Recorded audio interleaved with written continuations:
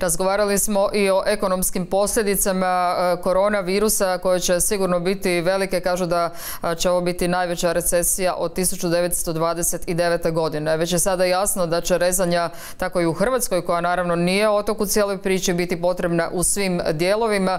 Čuli smo da javna poduzeća od predsjednika uprave Hrvatskih cesta moraju pripremiti krizni plan poslovanja koja će biti prezentirana potom resornim ministarstvima, ali kao što je i sam premijer najavio, rezanja kreću od vlade i ministarstava, potom državnih agencija, a štednja se očekuje i od javnih tvrtki. Naš sljedeći gost u programu Igor Tabak, vojni analitičar portala obris.org. Dobar dan, dobrodošli u program N1.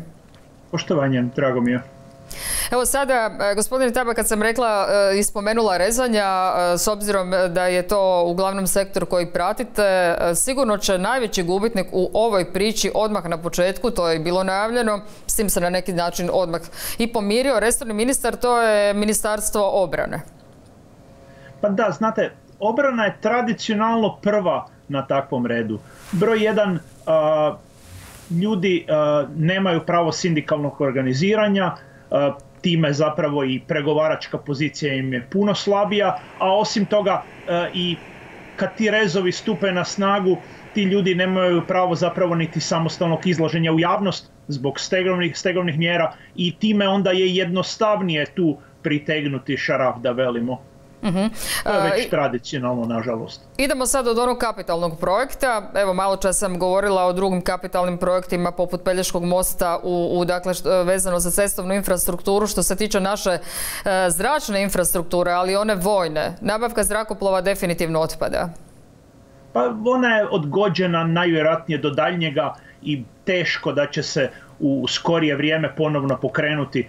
Dakle, tu je propuštena jedna velika prilika prije koju godinu i zapravo bez obzira što to je projekt koji će se dugo godina rješavati, pa time bi se vjerojatno i otplata dala i odgodit i rastegnut i rješavati sa proizvođačima na neke druge načine, ali ovo je izgleda bio najjednostavniji put. Dakle, odgoditi cijelu stvar pa onda o tome razmišljati ne samo nakon krize, nego prije i osnovno nakon izbora koji ove godine krajem bi trebali doći.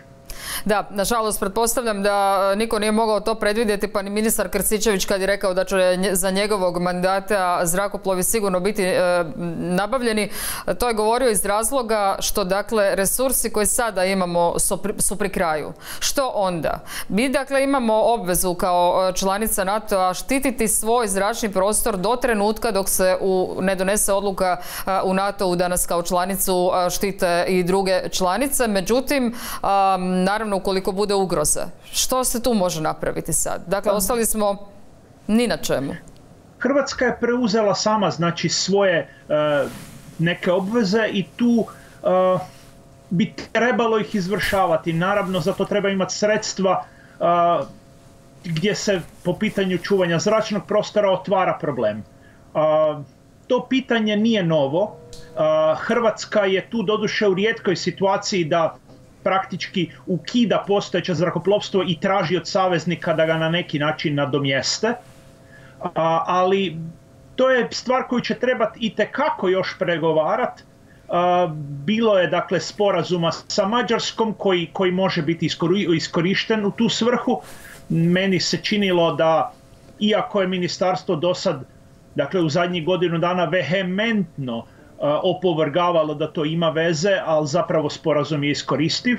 Bilo je govora o nekom sličnom sporazumu i sa Italijom, ali to su sve zapravo dosta loša rješenja koja dovode u pitanje jednu nacionalnu tehničku sposobnost čitavog društva koju se moglo održati s malo boljeg pregovaranja i malo više transparentnog ugovaranja kakvo zadnjih godina nažalost nismo vidjeli. Da, činjenica je da smo imali propust onaj koji se dogodio sa nabavkom iz Izraela. Dakle, ali je li vam se čini pametna odluka da smo preuzeli oslanjanje na druge članice? Pa Hrvatska nažalost tu dolazi u situaciju da ima vrlo malo izbora. Avioni koje imamo, njima resurs ističe, bilo bi prilično nezgodno u krajnjoj liniji za naš zračni promet koji nosi određene prihode, da država ostane nečuvanog zračnog prostora, dakle to će se morati na neki način riješiti. Koji je to način, to zapravo tek trebamo vidjeti iz nadležnih izvora koji su tek evo posljednjih mjesec, dva, tri počeli stidljivo pričati da postoje i neke druge varijante. Naravno, tu opet govorimo i o činjenici da taj ko krene tim putem definitivno je grobar hrvatskog zrakoplovstva, budući da takva jedna promjena kad se izvede vrlo ju je teško i izuzetno skupo promijeniti, dakle nanovo dići i obnoviti takvu sposobnost. Zrakoplovi nisu jedini projekt, ali su krupni. Nekoliko puta smo već razgovarali ovdje u našem studiju. Već je bilo rezova u Ministarstvu obrane i prije ovih kapitalnih rezova. Gdje mislite da će se još odraziti? Pa činjenica je da obrana zadnjih godina ne stoji dobro. Bez obzira na retoriku vrha ministarstva, već 2018. se izvršenjem proračuna, dakle podvlačenjem one vidjelo da je tu zapravo da su svi planovi podbacili. Prošle godine krenulo se optimistično, a onda je realnost priznata u 10. mjesecu kad je rebalansom taj proračun opet dosta smanjen. Time zapravo teško možemo govoriti o nekakvim ozbiljnim rastu obrambenog proračuna zadnjih godina. I onda i ovaj predizborni optimistični proračun za 2020. zapravo izdržao jedva 3 mjeseca. Sad 9.4. ovom preraspodjelom za koju ministar Marić spomenuo da je tek prva u nizu i da idućih tjedana će ih biti još, obrana je najviše izgubila. Izgubila je u iznosu 346,5 milijuna kuna. Većina tih novaca zapravo je na čistom segmentu obrane, 318 milijuna, 27 je na onome što se zove javna sigurnost, dakle to su one pomoćne aktivnosti kojima oružane snage izlaze u susret ostatku civilnih institucija. Za sad, budući da je to prilično jasno prvi u nizu rezova, cijeli sustav ministarstvo se zapravo vratilo od ovogodišnjeg predizbornog optimizma na onaj prošlogodišnji, koji prošle godine doduše nije se uspjelo ispuniti. Dakle, vratilo se manje više na razinu iz 2019.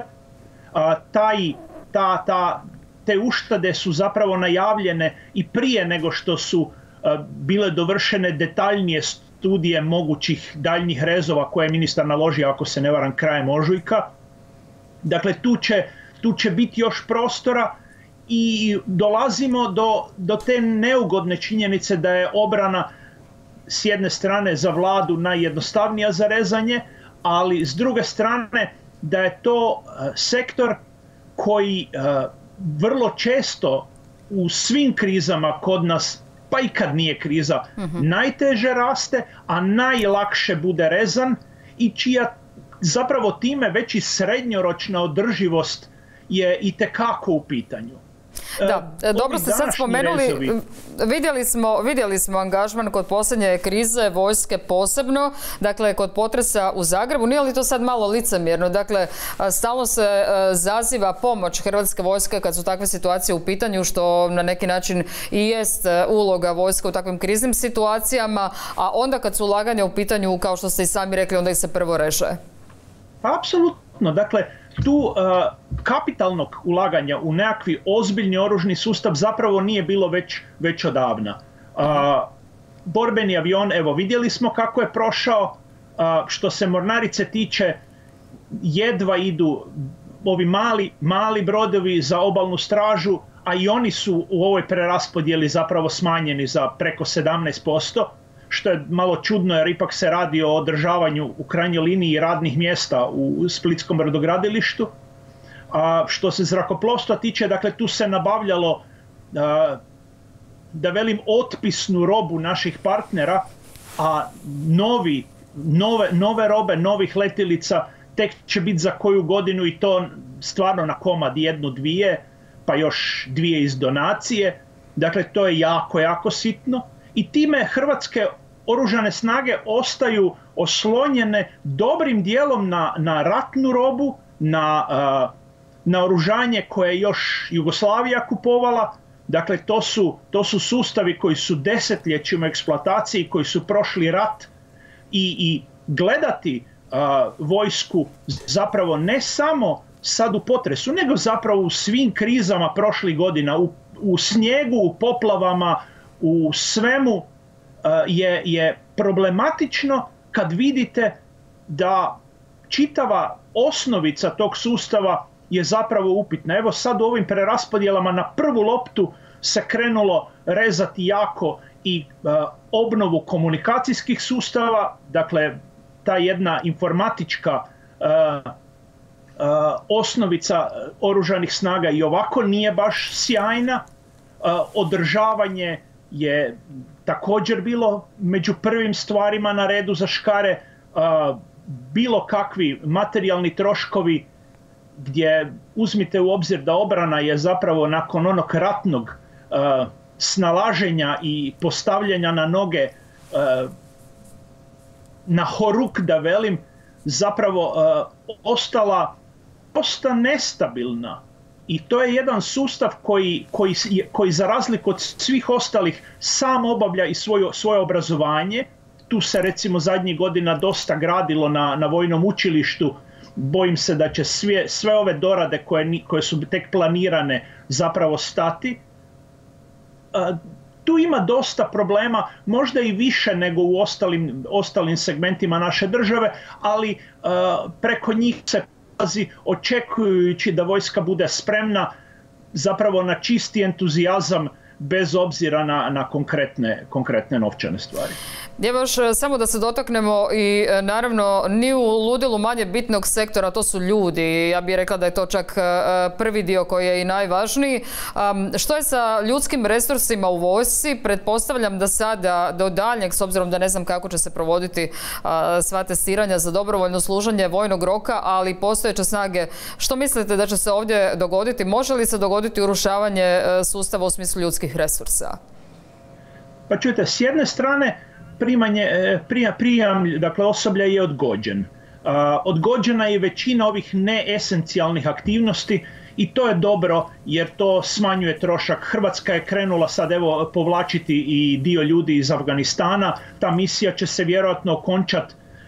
Ostaju one 2 misije na ruskoj granici kao glavna, znači NATO djelatnost uz misiju KFOR na Kosovu gdje Hrvatska ima 2 helikoptera. I to je zapravo jedan dosta međunarodno priznat i cijenjen doprinos, ali to sve ne mijenja na stvari da je, kao što sam rekao, oružane snage su društvo u malom. Dakle, svi oni problemi sa iseljavanjem, svi demografski problemi naravno da se odražavaju i na oružane snage. Tim više što tu se traže ljudi koji su u dobroj spremi, koji su izvrsnog zdravlja, posebno recimo za vojne pilote i takva zanimanja. Vojska treba i dosta deficitarnih stvari, dakle treba doktore, treba informatičare. Sve to su u profili kadra gdje se direktno država i vojska i Ministarstvo obrane nalaze u konkurenciji, da velim, oči u oči s privatnim sektorom, a naravno i sa čitavim inozemstvom koje kod nas je jedan ogroman izvor odljeva ljudi. Dakle, održavanje kadrovske slike je tu teško i u najbolje vrijeme. Sad možda je teže emigrirati s obzirom na ove sve zabrane putovanja, izlazaka, prelazaka državnih granica, ali gospodarska kriza će se naravno osjetiti ovdje. Zanadat se da će država ipak prepoznat da svako malo kad kriza pređe crtu, kad civilne institucije ne mogu izaći s njom na kraj, da tu onda uskaču oružane snage bez razmišljanja i oklijevanja. I nadam se da će ta spremnost i taj entuzijazam biti honorirani, ali zapravo teško je vidjeti na koji način, evo sad ovih još nešto mjeseci do izbora, zapravo aktualna vlast može reći da je u sektoru obrane bila uspješna. Velike nabave, većina modernizacija su stale, održavanje sustava je svedeno na minimum i zapravo malo je ičega gdje se tu ministar Krstičević može pohvaliti i u obrani, a kamoli u onoj domovinskoj sigurnosti koju je zadnjih godina propagirao, pa joj više nema ni traga ni glasa. Evo još samo kratko pitanje za kraj. Je li onda u ovim vremenima gotovo iluzorno govoriti o pričuvi? Pa nije, jer tu bez obzira na ove proračunske i druge, da velim, državne papirnate stvari, ipak dolazimo u situaciju da država i društvo svako malo posegnu prema oružanim snagama. I taj naš djelatni sastav koji se stvarno trudi i radi koliko god može je vrlo malobrojan. Hrvatska se zadnjih godina nekoliko puta našla u situaciji kad jednostavno trebate masu ljudi. Dakle, to su one situacije kad ta pričuva bi jako dobro došla. Da li se tu radilo o velikom gašenju požara, da li se tu radilo o masovnom pomaganju pri zaustavljanju poplava ili u krajnjoj liniji evo i u nekakvom raščišćavanju ruševina. To su sve stvari gdje se itekako osjeti više ljudi, više strojeva na terenu i to je ono gdje pričuva zapravo bude prva za bit pri ruci djelatnome sastavu. Gospodine Tabak, hvala vam puno na ovoj kratkoj analizi. Hvala i vama.